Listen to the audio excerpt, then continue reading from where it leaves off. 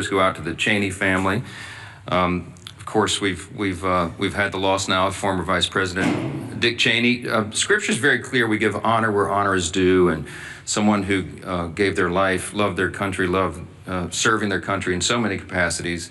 As you know, Dick Cheney served as Vice President. He served as a Secretary of Defense. He served as a congressman, of course, from Wyoming, and as the youngest chief of staff to any president in the history of the country. And so the honor is certainly due to him, and our prayers go out to the family.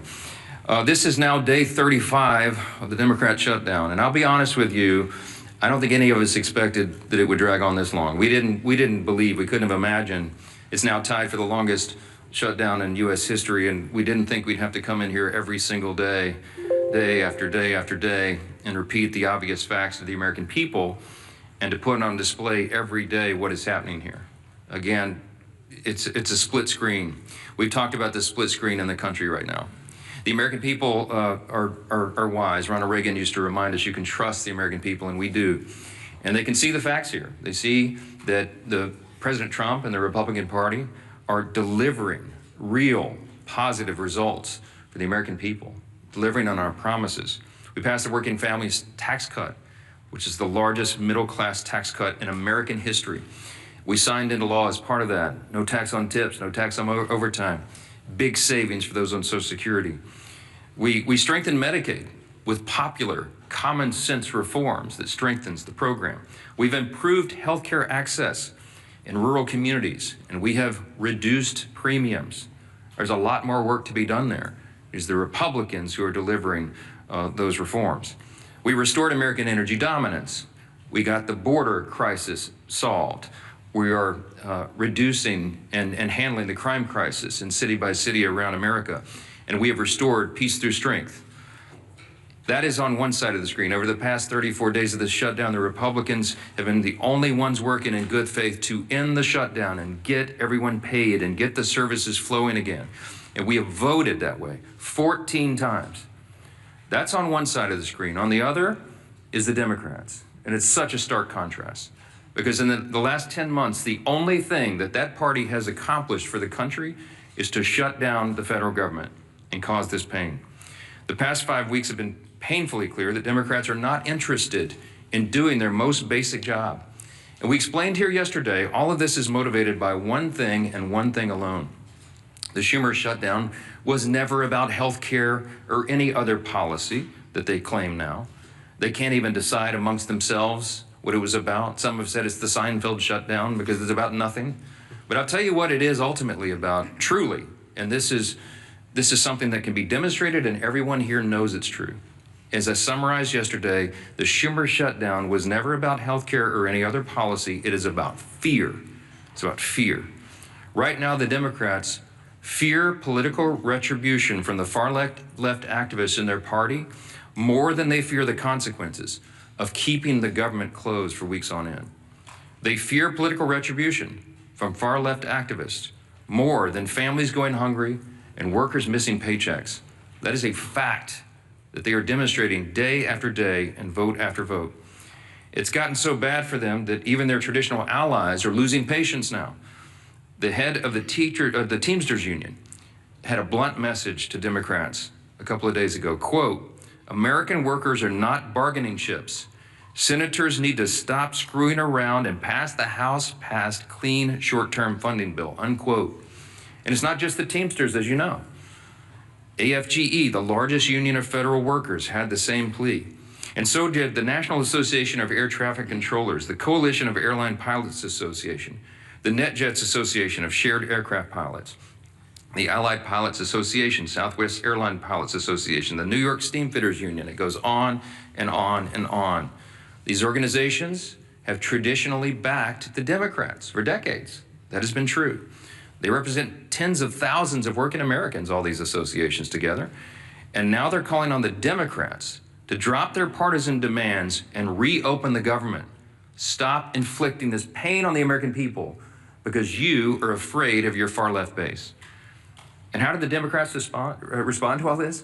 They're gaslighting the American people and even their own base. The truth is the Democrats have lost touch with working Americans because they've simply stopped listening and stopped serving them. And every few months, after leaning harder into their woke identity politics, they commission an expensive study to try to figure out why working class voters have completely abandoned them in the Democrat Party. Here's a recent finding. This is a left-leaning research group that surveyed 3,000 working class Americans. This was published in Politico November 2nd. Quote, this is the finding: working class voters perceive Democrats to be woke, weak, and out of touch, too focused on social issues, and not nearly focused enough on the economic issues that impact everyone every day, unquote. And here's the kicker. They also said working class voters, quote, can't name what Democrats stand for other than being against Donald Trump. Well, good luck with that as a message to the people. Of course, you don't need a months-long study to tell you that Democrats are woke and weak. You simply need to look around. As the Democrats continue to pander to their radical base of affluent progressives, President Trump and Republicans are building a new multi-generational coalition of voters that is grounded in common sense. Since November 2024, Republicans have welcomed record numbers of Hispanic and Latino voters, Black and African American voters, Jewish voters, union workers, young people, all these different segments of the population, and they came in large numbers. People everywhere can see clearly who's fighting and voting here every day and delivering for them. And I'll say this clearly to every hardworking American in any place who's missed a paycheck, anyone who has been made to suffer because the services, the health services you rely upon, or the food and nutrition supplement for your family, anyone who is hurting, you have a home in the Republican Party. You have people here who are elected by their constituents to come and do their job, and they do it. They're voting to support you, to make these programs available, to ensure that the people in need have them. And the Democrats, by stark contrast, are doing the exact opposite. With federal workers entering their 5th week without a full paycheck, Democrats ought to be taking a hard look in the mirror. Will they continue to bend the knee to their radicals who run their party? Or will Democrats finally do something to serve the working Americans they abandoned long ago? If we said here all along and every day, we come in and tell you the same thing. Democrats made the deliberate choice to shut down the government. And only Democrats can put an end to this madness by making the deliberate choice now to reopen the government. Today is a big election day. In these blue states, we certainly hope for a surprise, but I mean, it won't be a big surprise if the front runners, the Democrats, the radicals, win some of these elections. We're watching New York City very closely, as you all know, and so is Chuck Schumer and Hakeem Jeffries. And they're terrified the Marxists are taking over their party, and the evidence today may show that that is true. Now, until Democrats decide to do the right thing, we expect working Americans to continue to flee the Democrat Party and find a home with the Republicans, and we welcome them with open arms, and we'll keep fighting for them every day. And one of the people who is fighting every day and doing an extraordinary job in the cabinet of this administration, this historic administration, that has accomplished more in the first 9-10 months of an administration or Congress than arguably any in history. We have our former colleague and our dear friend who's on the side of American workers, and we'll address that today, Labor Secretary Lori Chavez de Reamer. We're happy to have you. Madam Secretary. Well, thank you, Speaker Johnson, and it's certainly an honor to be here at the Capitol on behalf of this administration and this president. Speaker Johnson, I want to say thank you to you and my former colleagues. House Republicans did their job more than 5 weeks ago by voting for this continuing resolution. How do I know this? Because I did the same thing 5 different times when I was a member of the House. It was one of the easiest votes for me to take, because you do not play games on the backs of the American people. It's the fundamental tenet that they elect you to do, and that is to keep the government open. That's exactly what I did. And now Democrats are not choosing to represent their constituents and the American people. What does a shutdown do? 42 million Americans are going without their SNAP benefits. Air traffic controllers are working around the clock to keep Americans safe, without sleep, without paychecks, and they are required to do their job. Small business owners are not getting $4 billion in small business loans to keep their doors open. How can the economy continue to grow? We are losing $15 billion a week in GDP because of this Democratic shutdown. American workers are suffering. Prominent unions are speaking out. Our friend Sean O'Brien, as the speaker said, was at the White House begging Senate Democrats to open up this government. American workers, 1.3 million Teamsters are represented by Sean O'Brien. He mentioned they cannot be used as political pawns.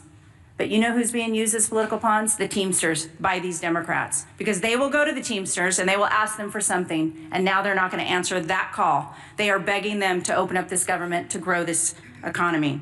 Other unions as well, manufacturing, building trades, industry-specific skilled trades. It's the workforce that I represent as the labor secretary. Every single day we show up to make sure that they have the tools that they need. We have sent out over $86 million to our respective states in order to upskill and reskill the American workforce. The future of the American economy is on my shoulders, on this administration's shoulders, and the Democrats have stopped all the momentum that we have put in the last 9 months. Registered apprenticeships, the future workforce. Not only are we hurting the current workforce, it's the future workforce. We are trying to educate our young people. We're trying to register 1 million active apprentices across this country. We had almost 250,000 registered, and now that has come to a screeching halt. We're trying to educate our young Americans on AI. Pilot approaches for workforce challenges in AI, the uncertainty.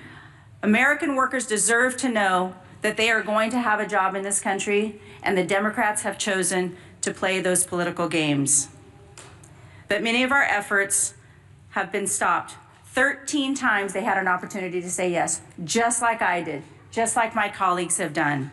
Enough is enough. President Trump has done his job. Not only has he leveled the playing field with tariffs, not only has he welcomed great trade agreements, he has worked most recently with South Korea and Japan to bring hundreds of millions of dollars back to this country for the shipbuilding trades. I have been working around the clock to make sure that we can protect our national security for this country, and now that has also come to a stop. We are hurting American workers. We need to get them back to work. We need to grow this economy. We need to get their paychecks back in their hands so they can provide for their families, put gas in their cars, pay their mortgages, turn on their lights.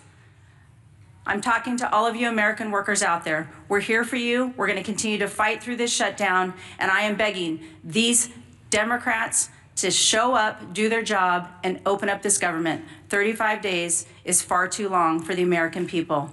Enough is enough. I'd like to turn it over now to my Chairman Wahlberg, Education and Workforce Committee.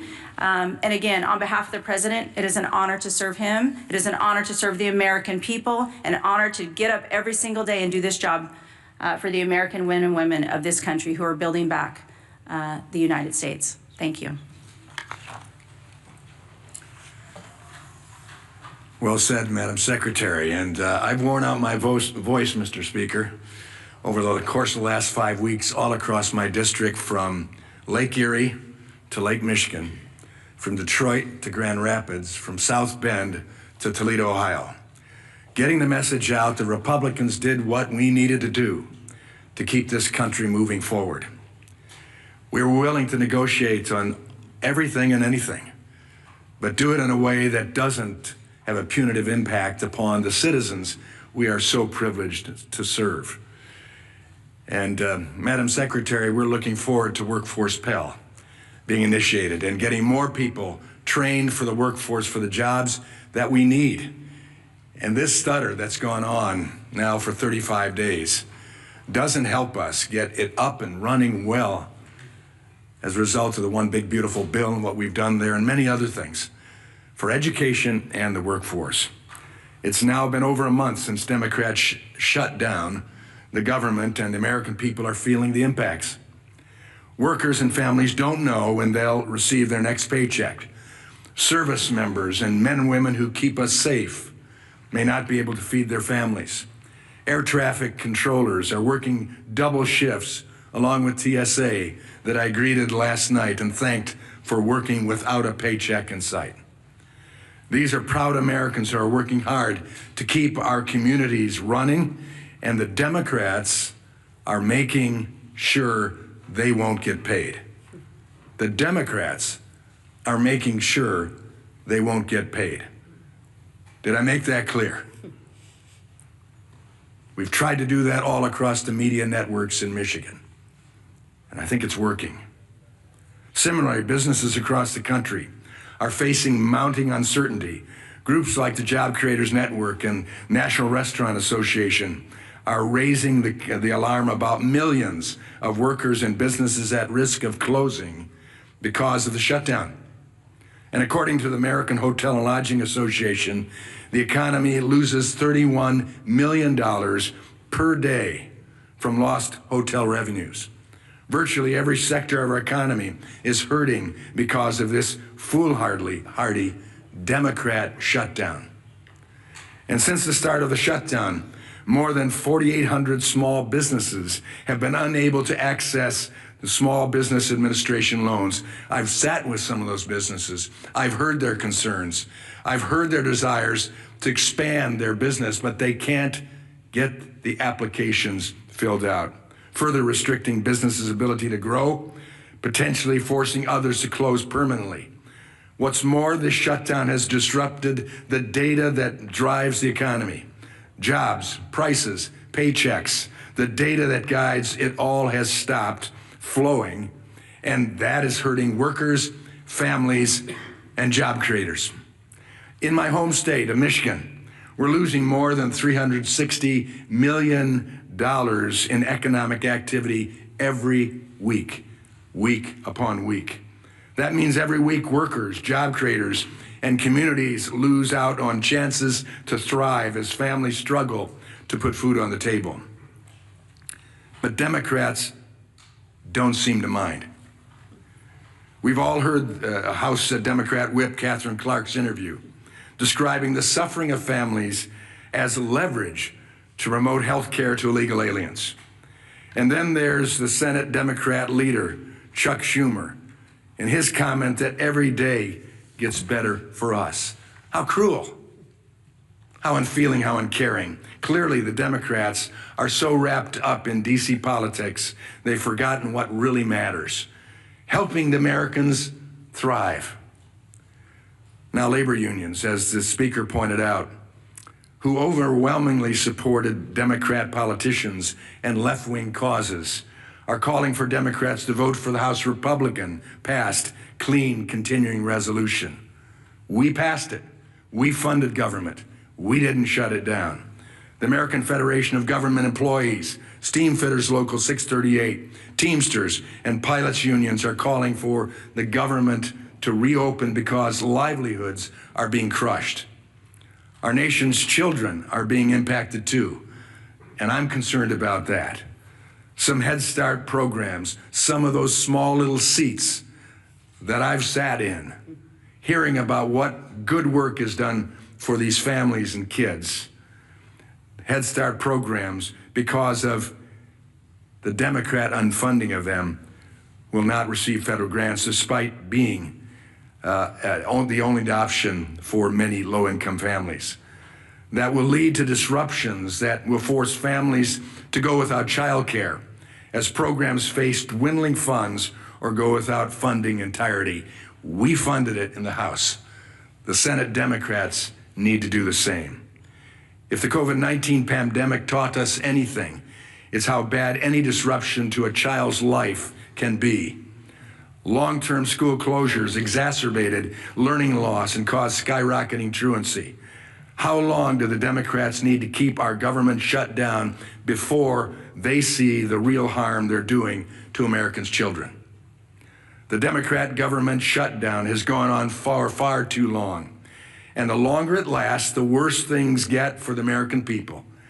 This is the first time in history, if you might be reminded, the first time in history a political party has shut down the government over a clean CR. The Democrat petty partisanship is hurting workers and families across the country. The shutdown is also showing Americans just how far the Democrats will go to promote their out-of-touch agenda, even if it means holding the American people hostage for more than a month. America's workers, families, unions, and job creators have all spoken.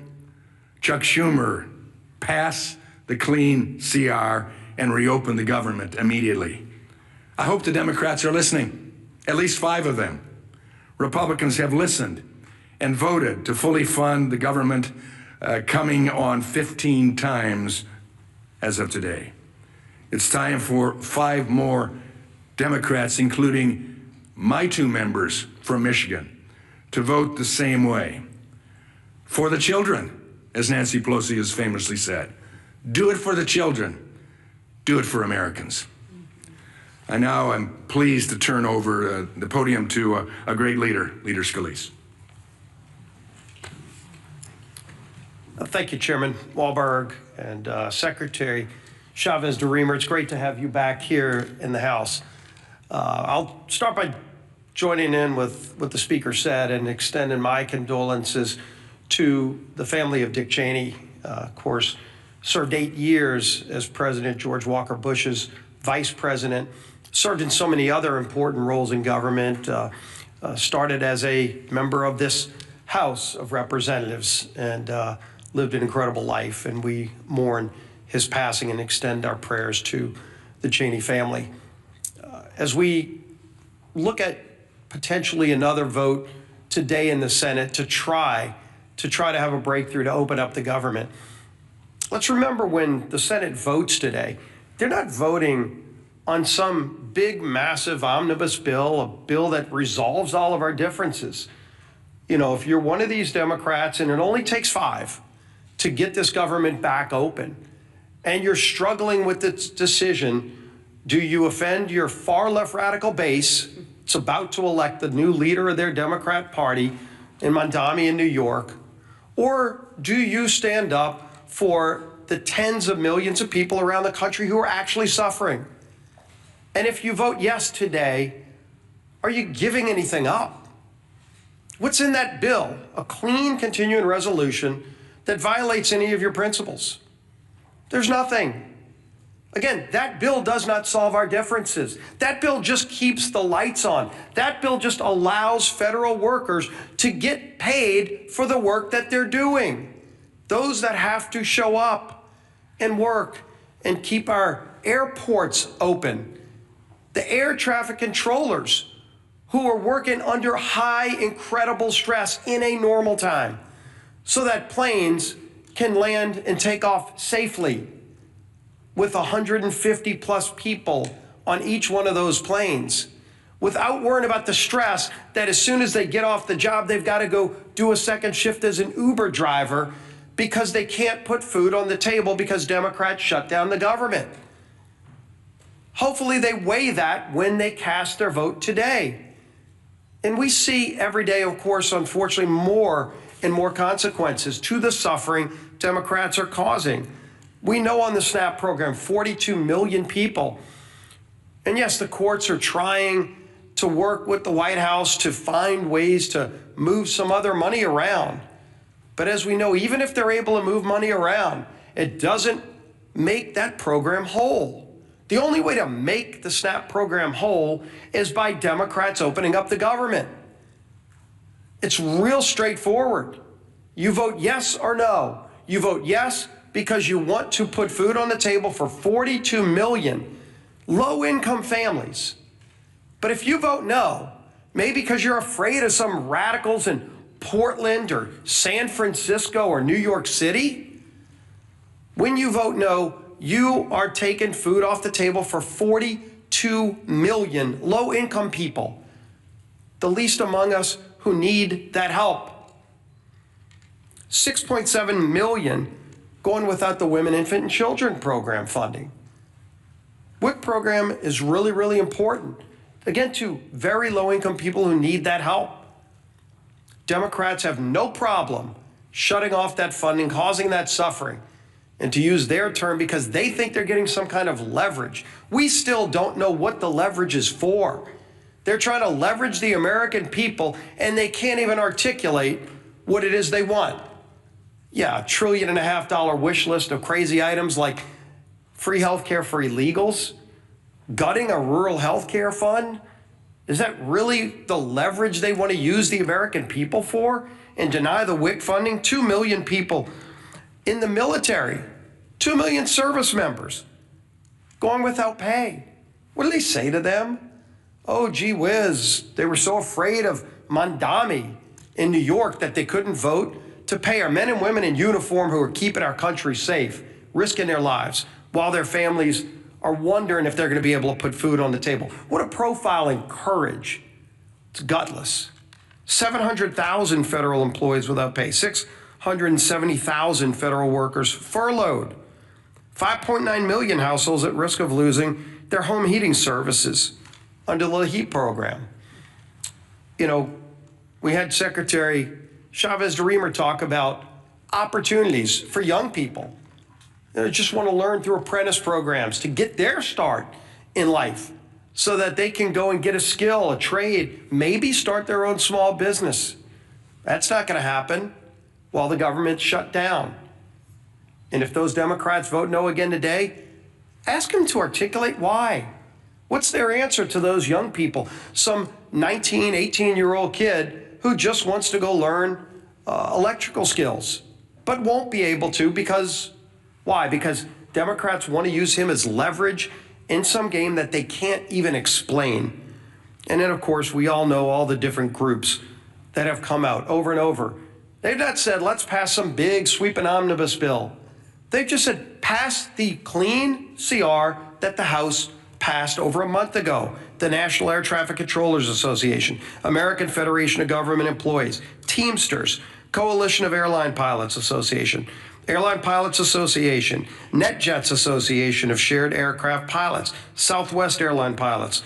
Additionally, United Airlines, Delta Airlines, American Airlines, Southwest Airlines have all called for the same thing, is for the Democrats in the Senate to pass the clean CR. The message couldn't be clear. Their mission can't be more direct. You just show up today and do your job and vote yes. Doesn't solve all of our differences. It just gives us a few more weeks to start negotiating our differences on so many things, but while not holding the American people hostage. End this madness, Democrats. Open up the government. Our whip, Tom Emmer.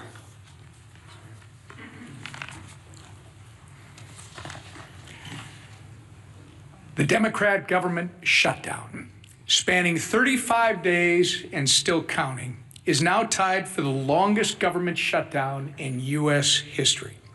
Chuck Schumer and company are going down in the history books for being total obstructionists over a nonpartisan government funding bill.